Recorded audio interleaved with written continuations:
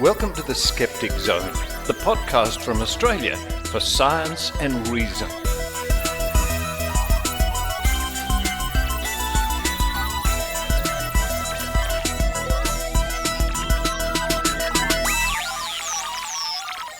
Yes, it's the Skeptic Zone podcast, episode number 656 for the 9.May 2021. Richard Saunders coming to you from Sydney, Australia, looking out the window. It's a bit overcast, so I won't see the Chinese rocket. If it happens to come down near Sydney, I might hear it though. Yes, at the time of recording, although you probably know what happens, we're waiting for that stage of the Chinese rocket to tumble back to Earth. I wonder where it's going to fall. But I also wonder what's coming up on this week's episode of the Skeptic Zone. Oh, before I start, a big thank you to our reporter Adrian Hill in Calgary, Canada, who at the last minute filled in for me because out of the blue, I got a cold and I really couldn't speak very well. I'm just almost 100% better now. You can probably hear it a little bit in my voice, and you'll probably hear it in today's show a little bit. But it was very strange to have a cold. I haven't had a cold or anything, well, since 2019. I don't recommend it. And yes, of course, I took a COVID test just in case, but it came back negative, I'm pleased to say. Anyway, coming up on this week's show, we're going to start with a COVID-related story, one we covered a few weeks ago, of a letter to the editor in the Byron Bay Echo newspaper, apparently from a midwife. So we'll update you on that story. And after that, I speak to Adrian Hill and Leonard Tramiel from the Great Australian Prediction Project. We were doing it the other day, but we stopped to comment on a strange website produced by the Australian government in relation to COVID-19. It's strange. I won't say any more. That's coming up after the first story. Then we have a visit from the skeptical fairy godmother angel from the internet. This time, she finds herself in Canada. What is the skeptical fairy godmother angel from the internet doing in Canada? Find out. Then we have an update from the Australian Skeptics with the Australian Skeptics newsletter, written and compiled by Tim Mendham. Then to round off the show, the Trove section. Once again, we're looking at American newspapers. This time, we're going to be focusing on the work of the National Centre for Science Education and my dear friend, Dr. Eugenie C. Scott. Ah, yes, we'll be visiting the good old days. Good old days? We'll be visiting the days of the battles of intelligent design and creationism and all that, which seem to be really consigned to history here in Australia, but it's an ongoing battle situation in the United States. But now it's time for me to run downstairs and have some chicken soup. Yeah, why not? Because as somebody said to me recently, better days are coming. Yes, I'm sure I'll be feeling better soon. I hope so. Maybe I should just listen to the skeptical fairy a bit more. While I do all that, I hope you enjoy the Skeptic Zone.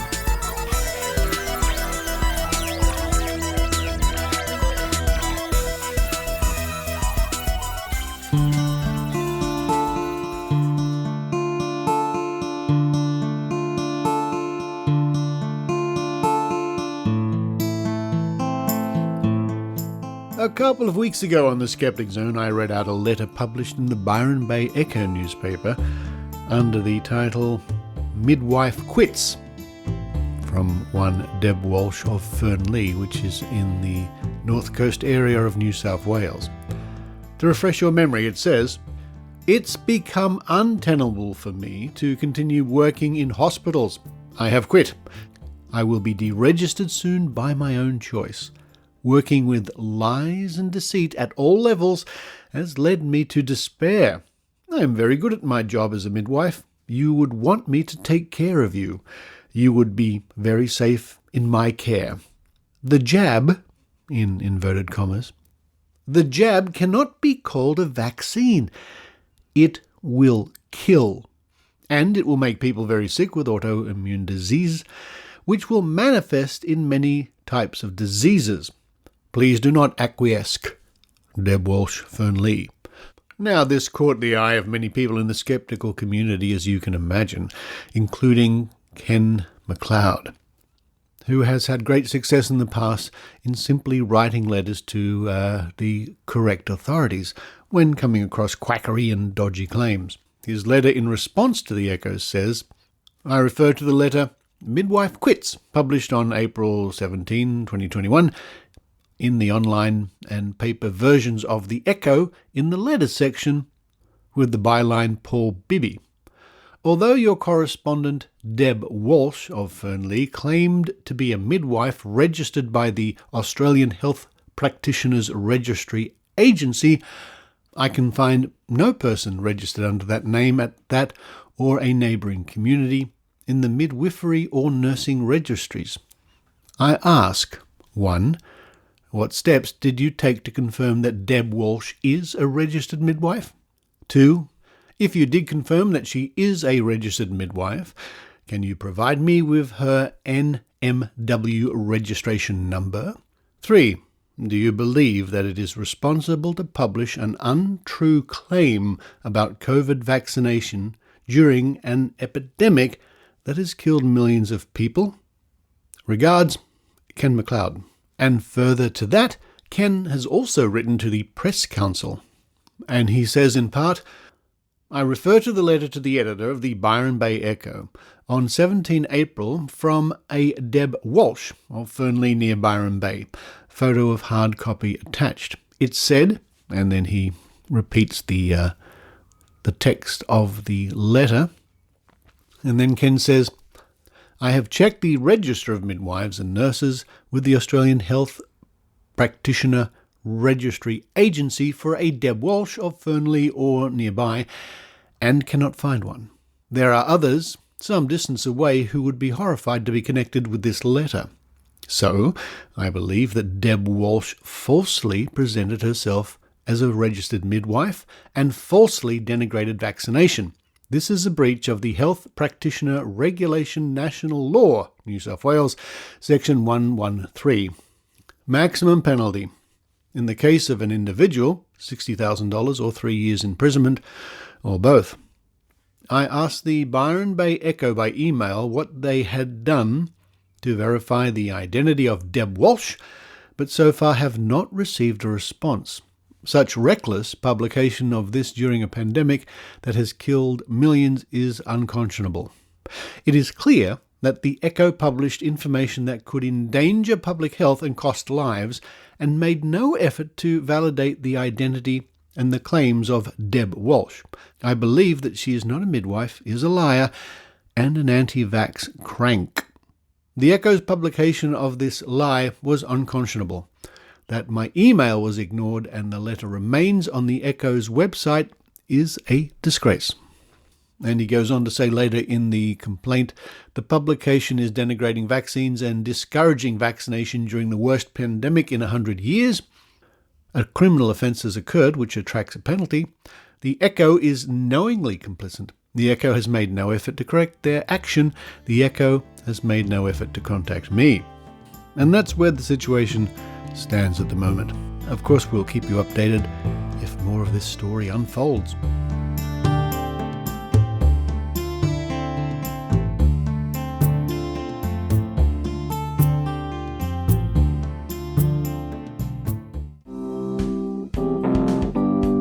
Hi, this is Heidi Robertson from the Northern Rivers Vaccination Supporters.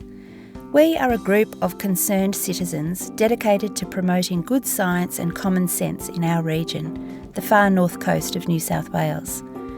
This area, famous for its natural beauty and relaxed lifestyle, also has the lowest rates of vaccination in Australia. We are out to change that by challenging the myths and misinformation and by providing good evidence-based information to the community. We'd love for you, no matter where you are in the world, to join our fight. Please visit our webpage at www.nrvs.info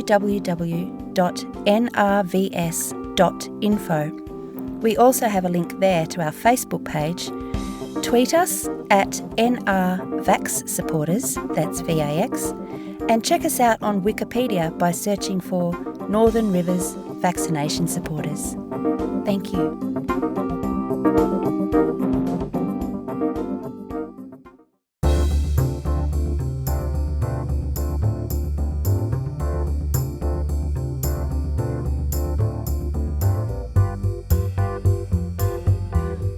Now, you two can help me then before we get into some predictions, because this is such a funny story. And I was going to record it later, but I thought, why don't I record it now with you guys? And we can all comment on it. All Sounds right? good. It sounds. I mean, it's such a mind-blowingly stupid story. I'm just going to make that bigger on my own screen. Plus. There we go. How badly can our minds be blown? Leonard Tramiel, I asked myself that many times. I'm with Leonard, and it's Adrian Hill, all the way from Canada. Hello, Adrian. Hello, how are you? Or Mars, because we're on Zoom and she's got Mars in the background. And Adrian, thank you very much for filling in for me on the last episode. It was fun. I just needed to grow a sub-basement so I could go downstairs at the end of my talk. That's fine. But you did run and get some food, so you're keeping up the Skeptic Zone tradition. Now, we're about to start this week's meeting for the Great Australian Psychic Prediction Project. But before we do that, something that's caught my eye and something I was going to cover on this week's show anyway was something that I'm still getting my head around, that this page actually exists at all. This is from the Australian Government Department of Health. It is legitimate because it's health.gov.au, and, well, this is what it says. Under the, it's like a question and answer section, Q&A. Is it true? Can COVID-19 vaccine... I can't even say it. I'll try it again. Is it true? Can COVID-19 vaccines connect me to the... Third time lucky. That's right. The trouble is I'm looking at you two, and you two are cracking up, so I can't get through it. Is it true? Can COVID-19 vaccines connect me to the internet? Sorry, I've lost it again. I mean, the government would have to have a page like this on their COVID-19 information area. Well, let's see. Can it? What do you think? Oh, dear, sorry. I'm going to guess the answer is no. I'm going to guess you're right. And it goes on. COVID-19's... Oh, boy, this is not normally how I do the show, I promise you that. COVID-19 vaccines do not and cannot connect you to the internet. Find out more below. I'm just losing it here. This is what it says. And I know you can both see that page. Can COVID-19... Oh, we're getting lots of beeps and bops from somewhere. Can COVID-19 vaccines connect me to the internet? I mean, what COVID-19 vaccines do not and cannot connect you to the internet. Some of the mRNA vaccines being developed include the use of a material called hydrogel, which might help disperse the vaccine slowly in our cells. Bioengineers, that doesn't sound good. Bioengineers have used similar hydrogels for many years in different ways. For instance, they've used them to help stem cells survive after being put inside our bodies. Because of this, some people believe that hydrogels are needed for electronic implants which can connect to the internet. Wow. The Pfizer mRNA vaccine does not use hydrogels as a component. Well, thank goodness for that. Whew, we're safe. We're not going to be connected to the internet. But I got the Moderna one. Well, I mean, that's like you're a dial-up then. Maybe you can connect by a dial-up. I don't know. The Pfizer mRNA vaccine contains a piece of mRNA which is coated in a lipid fatty droplet. The lipid helps the vaccine enter our cells, as the membrane holding our cells together is also made mostly of lipid. I'm just reading this off the screen. The vaccine and the membrane can fuse easily, depositing the mRNA inside the cell. And that with the new COVID-19 vaccine developments every day, it's normal to have questions or concerns, not like this, and possibly feel hesitant about getting the vaccine. That's why we're providing accurate, evidence-based answers to questions about COVID-19 vaccines. People have actually been writing to the government, fearing they can be. Surely people want to be connected to the internet. Give me a vaccine and I can have internet connection. Now, that would be handy. It would be very handy. But you must have seen some pretty wild things in Canada, Adrian. Well, in Canada, they're just having rodeos and protesting the vaccination and the lockdown and not wanting to wear masks. So yeah, typical stuff, but in amongst rodeos, which is interesting. Really? They had several thousand people apparently at a rodeo last weekend. On a piece of private property, if I remember correctly, that Alberta Health had not the Alberta Health, I guess the local government had declined a permit for them to hold. Mm-hmm. But they went ahead anyway. For our listeners, what's the general situation in Canada? Because in Australia, I must say it's pretty good. I mean, Western Australia, the state of Western Australia have a few problems at the moment, but generally speaking, the rest of the country is virtually COVID-free. I mean, there are cases in some quarantine, I think, but in society, for example, we can go out to clubs and pubs and restaurants and movies and all that sort of stuff. How's it looking in Canada? Not good. Well, especially Alberta. In Canada in general, it's not great, but Alberta is the worst province in Canada right now. And just last weekend, I guess it was Friday, I had a specialist appointment at a hospital and they called me on Thursday and said, sorry, you cannot come to the hospital. All hospitals are in lockdown. And it was from a headache clinic appointment. And they said, and please, if you have any issues with regards to your head, do not call us because we've lost 30%, or not 30%. They have lost 50% of the nursing staff and they now have to work on the COVID unit. And so that was pretty frightening for me to hear. I'm quite happy not to have to go to a hospital if I don't have to. Mm-hmm. But that was really disconcerting to hear that things are not going well in Alberta. I believe we have the highest rate of infection right now we're beating like per capita the US right now. Wow, really? Yeah. It's not good. And Leonard, I understand that things are changing in the States because of the rollout of the vaccine. They are. There are places in the Bay Area where the vaccination rate exceeds 99% of the adult population. Wow. You might be surprised, or might not be, that the zip code that contains Stanford University is one of those. Okay. I believe last weekend was the first one since the very beginning of last year with 0 COVID deaths in Los Angeles County, which is encouraging. Mm-hmm.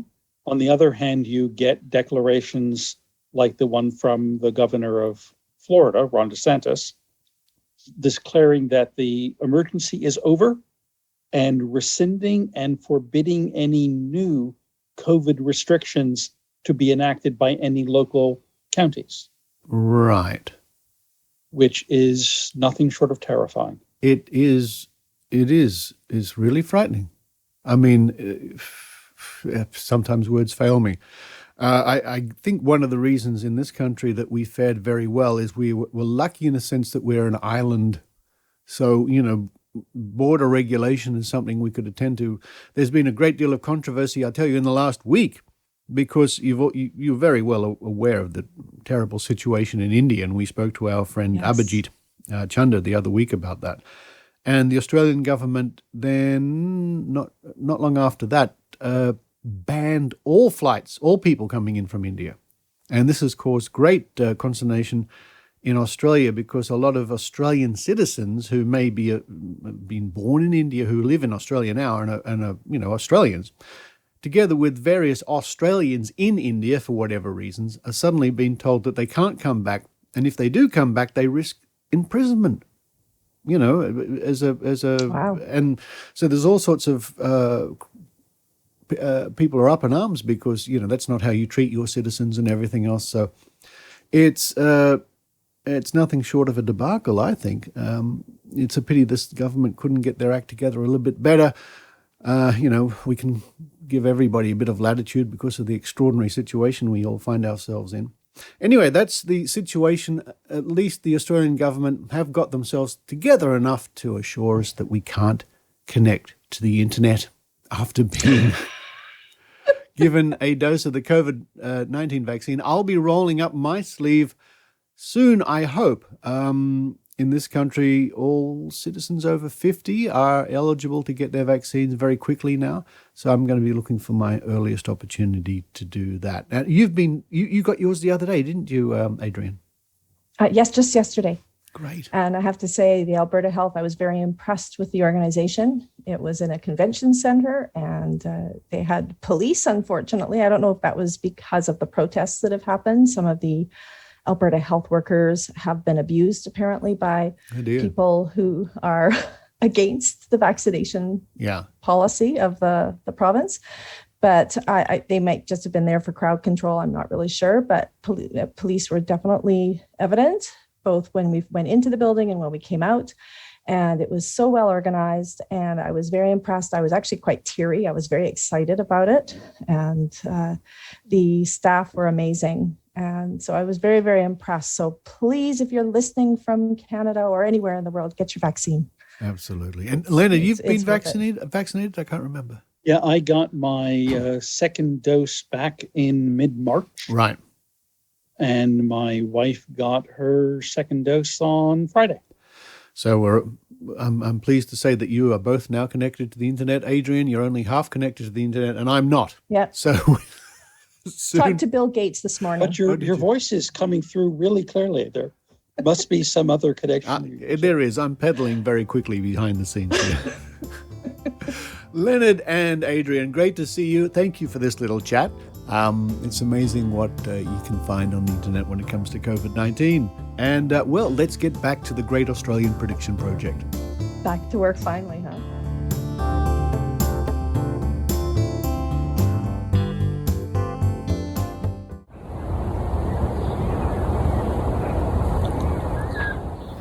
Hi, Adrian.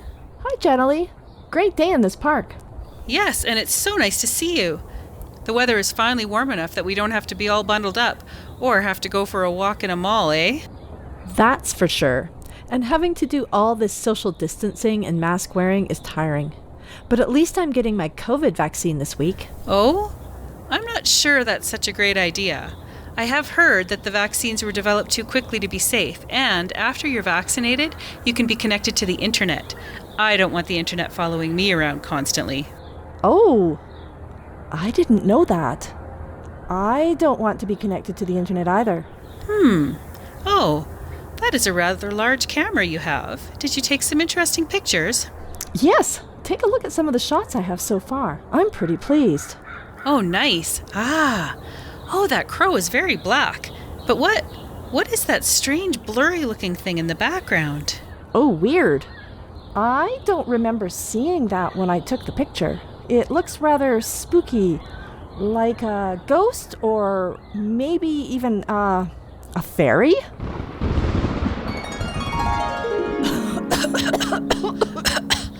Hello, everyone. Oh my! It's the skeptical fairy godmother angel from the internet. I met her in a supermarket once in Australia. Hello again, Adrian.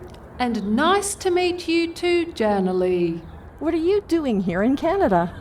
Well, I overheard you saying that you might not get your COVID vaccine and you thought there was a ghost or a fairy in your photo. So I have come to tell you about an all-day camp coming up that has a variety of great speakers discussing myths and misinformation. Oh!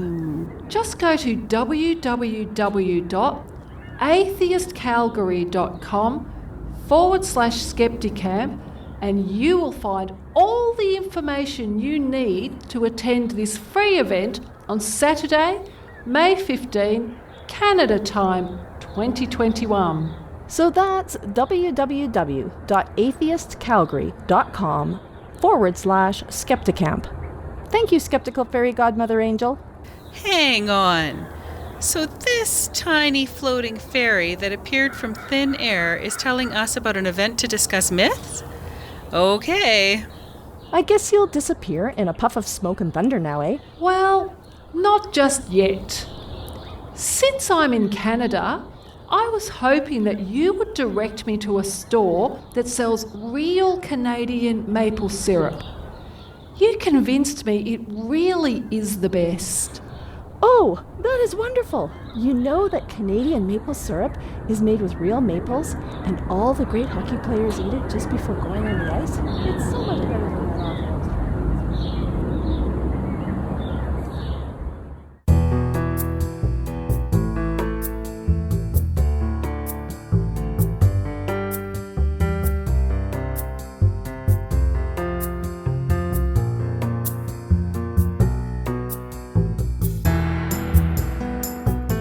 Now it's time to look at the Australian Skeptics newsletter number 122.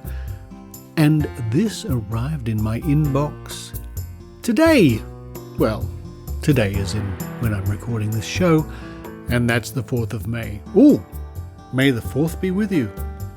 Written and compiled by Tim Mendham. Hi all, it says. Apparently, May 3rd was World Paranormal Day. So while we've missed it in Australia, if you have friends in Hawaii, you may still have the chance to wish them all the best. May the 4th be with you. Ah, Tim, you see, great minds think alike. And you and me too. And for those of you who really need a holiday, in between now and Mother's Day are National Astronaut Day, National Day of Prayer, National No Pants Day, and National Have a Coke Day. Meanwhile, the real thing is here. Read on, Tim. Okay, Tim, what do you have for us? Satanic social media crossed the line. Lawyers say that by calling social media the home of the devil, Prime Minister Scott Morrison, the Australian Prime Minister, is breaching the church-state divide with legal and constitutional implications. And don't forget that each little item I'm reading out is accompanied by a link in the newsletter, so you can click on that and read more. Demanding trust in experts won't cure vaccine skepticism. Those who are skeptical of vaccination won't be convinced by the presentation of a platter of more specialist truths, or having their doubts whacked with hammers of fact when they pop up, whack-a-mole style. And again, we follow the link and see what that's all about, maybe a bit later on. Here's another one. The Nuremberg Code and COVID-19 vaccines. The Nuremberg Code is an agreement whereby you can't experiment on someone without their approval. It's often taken up by the anti-vax brigade as part of their argument, despite totally misunderstanding what it actually refers to. Anti-vaxxers misunderstanding something? Will wonders never cease? Paul Gallagher on his Losing the Lucky Country blog gives the lowdown. And in fact, this Nuremberg Code came up in a story we covered last week on the show with crazy COVID vaccine flyers. Here's another one, The Mysterious History of Cattle Mutilation. A good article on a, quote, mystery, end quote, regarding cattle in the US that crops up every so often among UFO proponents. But why not our cattle? Not good enough for surgically minded aliens? Brits are obsessed with aliens. People in the UK do more internet searches about aliens than any other European country. On average, 624,000 searches relating to aliens every year, pulling them ahead of France and Poland. Does your psychic Google you before a reading? Advice from a psychic on how to avoid dodgy psychic practices. Some good advice, but he says that ultimately you just have to trust your own intuition and in a knowing, falls at the last hurdle. And I will say that our friend and colleague Susan Gerbeck over at Guerrilla Skepticism on Wikipedia has certainly discovered that many so-called psychics aren't shy about using Google and Facebook to find out information on people. The newsletter goes on to talk about the latest issue of The Skeptic, the journal from Australian Skeptics, including a link to a free story we covered a few weeks ago on the Skeptic Zone about the Great Australian Psychic Prediction Project. And don't forget you can subscribe at skeptics.com.au to this fine journal. And as usual, the newsletter covers upcoming skeptical events in Sydney, Canberra, Queensland, Perth, Victoria, Gold Coast, Adelaide, and more. Skeptics in Action. If you have any ideas for story or want to contribute to Skeptics communications, such as the magazine or Facebook page, or just have something you want to get off your chest, then you're welcome to get in touch. News leads should be sent to newstips@skeptics.com.au. Submissions for the magazine, etc. should go to editor@skeptics.com.au. Comments and suggestions, even rude ones, should go to editor@skeptics.com.au. And finally, some items of interest. Travel tip: the spookiest places to visit in Scotland. I've been in a few bars in Scotland that were pretty spooky. You won't be surprised that there are a lot of castles included on this list, plus some caves and the odd spooky forest. Humans have built-in survival instinct triggered by ghosts and aliens. Aha! Humans can instantly detect extraterrestrial and paranormal activity thanks to a special frequency. Where do you get these from, Tim? Says an ex-Ministry of Defence UK medic. Such a connection even made him not photograph a UFO. Opportunity. Most haunted house in Ireland for sale. Loftus Hall in the southeast of Ireland covers 63 hectares, is located near a lighthouse and apparently, quote, holds tales of Satan, colonialism and getting stood up by the Queen, end quote. A bargain at £2.2 million. Oh, Tim Mendham, as ever, an interesting and entertaining newsletter. And don't forget you can sign up for that at skeptics.com.au, where of course there is a wealth of information waiting for you.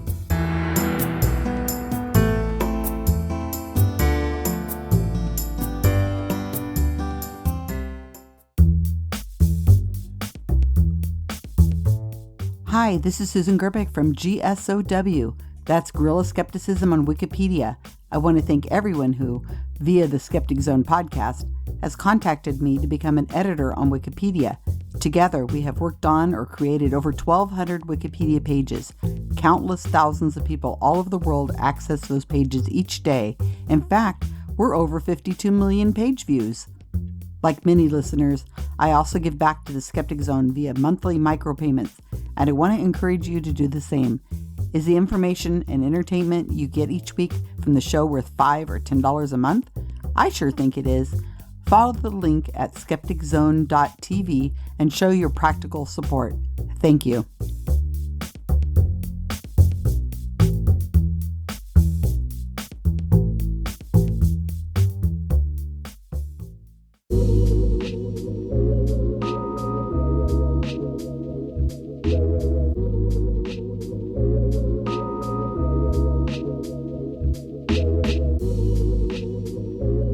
To look into the archive of digitized newspapers, and once again this week we're off to the United States of America to look through the thousands upon thousands upon thousands upon who knows how many pages that are archived there, searchable. Once again, thank you to my colleague and friend Ben Radford from Squaring the Strange, who is helping me access this archive. And this week we're going to be looking at references to the National Centre for Science Education, an organization that I've been pleased to be associated with now for many years. And we're going to be also finding the quotes and reports of Eugenie Scott, my old friend Eugenie Scott, who was for a long time the president of the National Centre for Science Education. The National Centre for Science Education fights the good fight against pseudoscience, mainly creationism. And the first report we have comes to us from Marshall Evening Chronicle from the 11th of September 1998. News in brief. Detroit, Associated Press. A school district's move to foster student debate on evolutionary theory is a way of sneaking legally banned talk of creationism into public classrooms, a watchdog group says. Headed by self-described creationist John Rowe, the Melvindale Northern Allen Park School Board on Monday adopted a proposal aimed to teach students the strengths and weaknesses of evolutionism. Rowe said the idea isn't to dive into the creationism-evolution debate, but to tell students that evolution is a theory about the origin of life, not a scientific fact. To one observer, the district's move singled a veiled form of creationism science that could breach the separation of church and state. Anti-evolutionists have come up with ways of getting creation science into the classroom without using the C word, said Eugenie Scott, head of the California-based National Center for Science Education, a watchdog group. Evidence against evolution is just a euphemism for creation science. I guess the cat's out of the bag now. Eugenie C. Scott's own quotes are read by Eugenie C. Scott. And the next item we have is from the Indiana Gazette, published on the 26th of September 2005. Intelligent Design Debate to Take Center Stage at Federal Court. By Martha Raphael, Associated Press writer. Harrisburg. 80 years after the Scopes monkey trial, the latest legal chapter in the debate over the teaching of evolution in public schools is to unfold in federal court. The Dover Area School District was to start defending today its policy of requiring 9th grade students to hear about, quote, intelligent design, end quote, before biology lessons on evolution. Dover is believed to be the first school system in the nation to require students to be exposed to the concept under a policy adopted by a 6-3 vote in October 2004. Intelligent design, a concept some scholars have advanced over the past 15 years, holds that Charles Darwin's theory of natural selection cannot fully explain the origin of life or the emergence of highly complex life forms. It implies that life on Earth was the product of an unidentified intelligent force. Critics say intelligent design is merely creationism, a literal reading of the Bible story of creation, camouflaged in scientific language, and it does not belong in a science curriculum. 8 Dover families are suing the school district, alleging that the policy violates the constitutional separation of church and state. The intelligent design movement is an effort to introduce creationism into the schools under a different name, said Eric Rothschild, a Philadelphia attorney representing the families. The history of evolution litigation dates back to the famous 1925 Scopes monkey trial, in which Tennessee biology teacher John T. Scopes was fined $100 for violating a state law that forbade teaching evolution. The Tennessee Supreme Court. In 1968, the U.S. Supreme Court overturned an Arkansas state law banning the teaching of evolution, and in 1987, it ruled that states may not require public schools to balance evolution lessons by teaching creationism.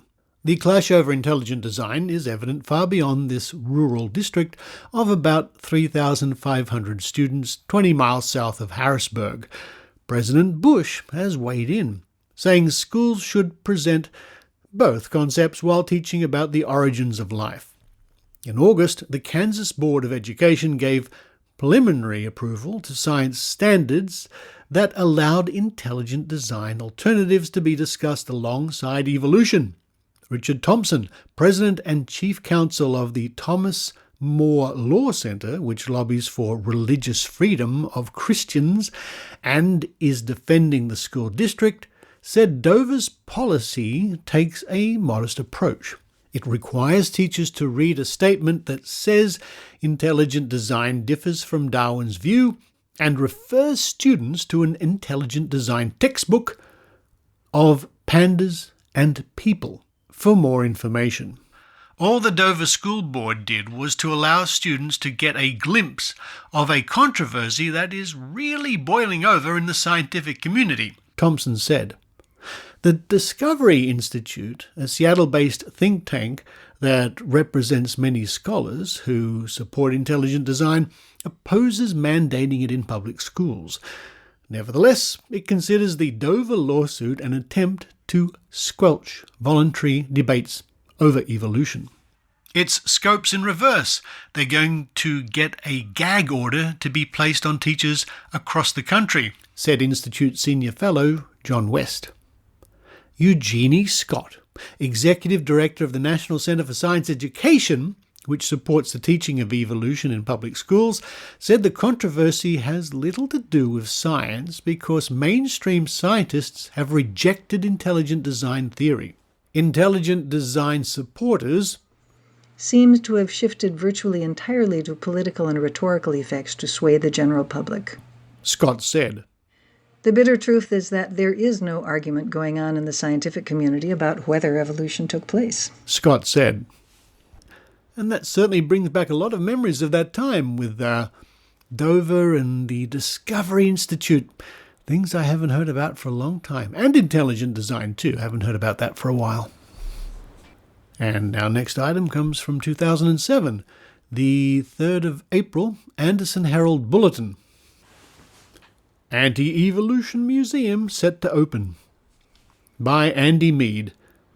McClatchy Tribune News Service. Petersburg, Kentucky. Tyrannosaurus rex was a strict vegetarian and lived with Adam and Eve in the Garden of Eden. There were dinosaurs of every kind aboard Noah's Ark. Some dinosaurs managed to hang around until just a few hundred years ago.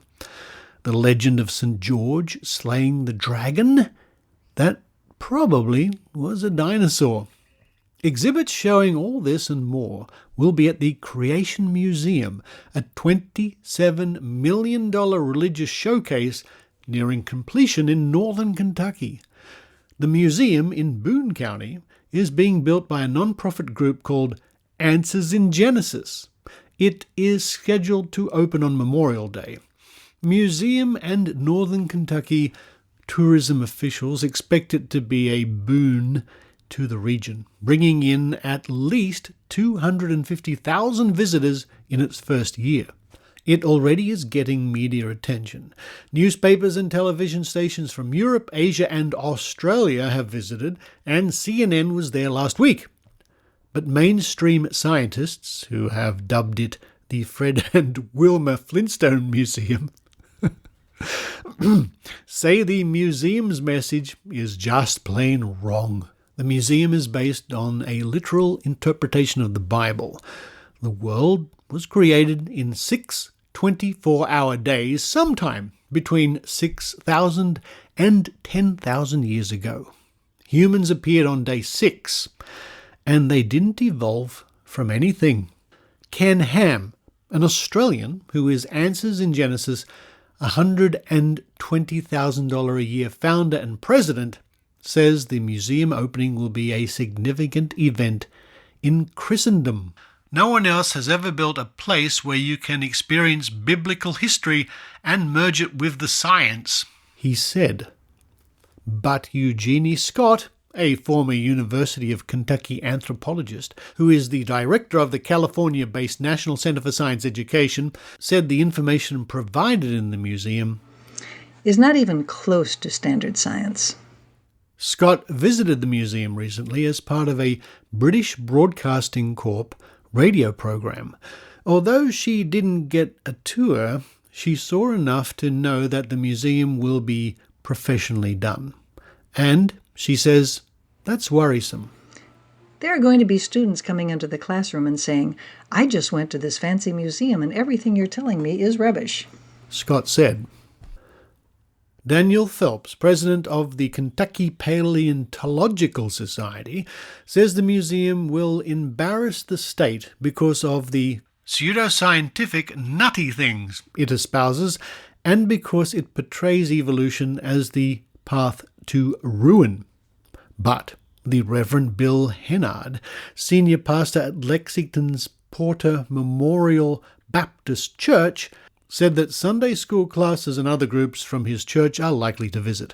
I think people will enjoy being able to see a different side from what some scientific findings have shown, he said. Hennard said he believes in the literal story of creation, adding that, I think you would be surprised to know how many people hold to a young Earth creation.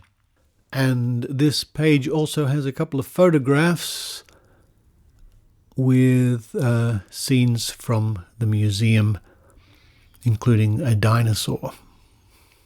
And finally, we have from the Arlington Heights Daily Herald, suburban Chicago, dated the 4th of November 2007. Evolution backer coming to ECC. Dean not worried about controversy, by Emily Crone. A leader in the fight to keep evolution education in the classroom and creationism out will speak Monday at Elgin Community College. Eugenie Scott, Executive Director of the National Center for Science Education, will present 2 lectures. What creationists think about evolution and why it is wrong. And the evolution and stasis of creationism. Scott's non-profit, Californian-based organization bills itself as the only national organization that specializes in defending evolution education in elementary and secondary schools. The group monitors the creationism movement and offers advice to teachers and school boards who have been persuaded to downplay evolution or give equal time to creationism. Group members have also played a role in most of the major controversies over evolution education in the past 2 decades, Deputy Director Glenn Branch said. Most recently, the group consulted pro bono in the Dover, Pennsylvania lawsuit in which a judge ruled that teaching intelligent design in a public school science class was unconstitutional. Branch said, after every major defeat, creationism supporters regroup and develop a new strategy to undermine evolution education. The Dover decision, Branch predicted, will prompt creationists to focus on undermining evolution education rather than trying to insert creationism into public education. That's going to be the new push, Branch said. Disclaimers trying to poke holes in evolution. They basically say it's okay if you teach it, as long as you don't make it convincing. Scott lectures nationwide, in part trying to plug those holes. Scott said, for example, she answers questions from people who wonder why monkeys still exist if humans came from monkeys. This misconception illustrates a major confusion held by many people about evolution. Scott said, that fish evolved into amphibians, which evolved into reptiles, which evolved into humans in some ladder of life. ECC Dean of Liberal, Visual and Performing Arts, Mary Hatch, said Scott's lecture would reinforce the lessons ECC students learn in the classroom and lab. We teach science here, Hatch said. The scientific method is about trying to avoid the inherent bias of human beings, and the theory of evolution is supported by empirical, measurable observation. Hatch acknowledged that Scott's views could be considered controversial, though she said no one has expressed any concerns about her presence on campus. Scott's lecture is part of the ECC's ongoing Speakers Series. Hatch said of the series, we've had great turnouts. We've had intellectually hungry people coming. It's been awesome. It gives me hope. Presentations are free and open to the public and take place at 11 a.m. and 7 p.m. Monday in the auditorium of the Advanced Technology Center on the main campus, 1700 Spartan Drive, Elgin. And with grateful thanks to Eugenie Scott, who I miss very much, not being able to get over to the United States at the moment and see Jeannie Scott. Thanks, Jeannie, for filling in your own voice, quoting yourself from all those years ago. And folks, you can imagine that when I put in the search criteria of National Centre for Science Education and Eugenie Scott, there were pages and pages and pages of reports. And if you want to hear more of Jeannie, I guess what you could do, if you go to skepticzone.tv and click the episodes link, then at the top of the page you'll see a search box. Well, if you put in Eugenie Scott or Eugenie, or probably just even Scott, into that search, you will find every episode in which of the Skeptic Zone in which Eugenie Scott has been a guest or has been interviewed. There are many over the last 13 years.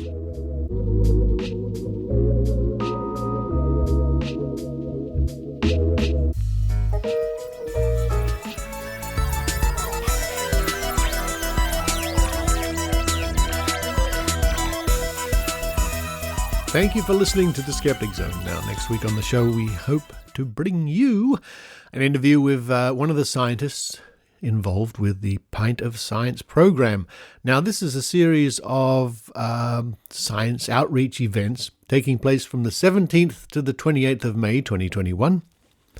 And looking at the website, which is, Australian listeners, have a look at this website, link in the show notes, pintofscience.com.au. It says Pint of Science is back. After the success of last year's festival moved online at the very last minute, I wonder why, Pint of Science AU, Australia, 2021 will be run completely online again, with a range of new and improved activities. Our talented team has spent the last few months brewing up a variety of ways to enjoy a pint of science via video, social media, and across the airwaves. There will be even more ways to participate with a mixture of pre-recorded and live events, including our wildly popular Pint of Science trivia.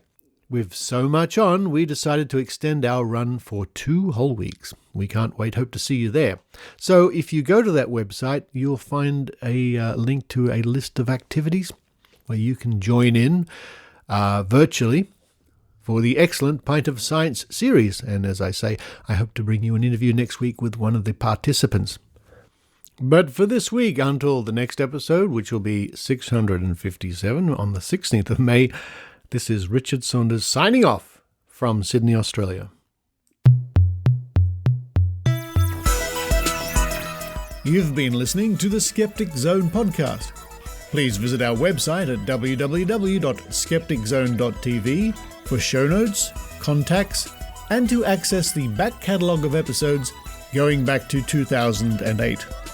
You can follow the Skeptic Zone podcast on Twitter @SkepticZone, visit our Facebook page, or leave a review on iTunes.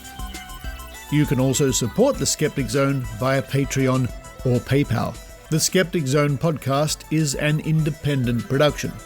The views and opinions expressed on the Skeptic Zone are not necessarily those of Australian Skeptics or any other skeptical organisation.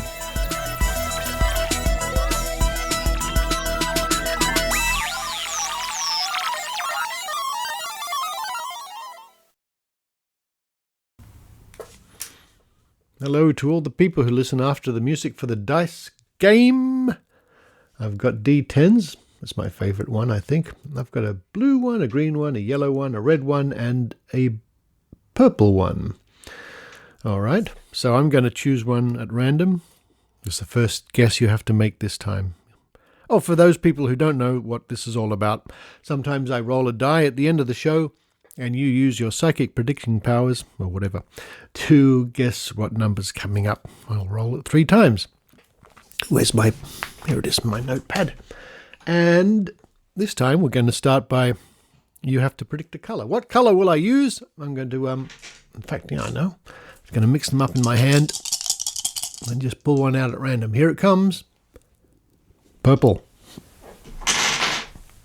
Going to throw this purple, roll this purple in my dice rolling machine 3 times. First number coming up, guess away. Here it comes. 4. Sorry, Susan Gerbeck, it's not a 5. Next one. 8. All right. And the last number for this week coming up. 8. 4, 8, and 8. How did you do?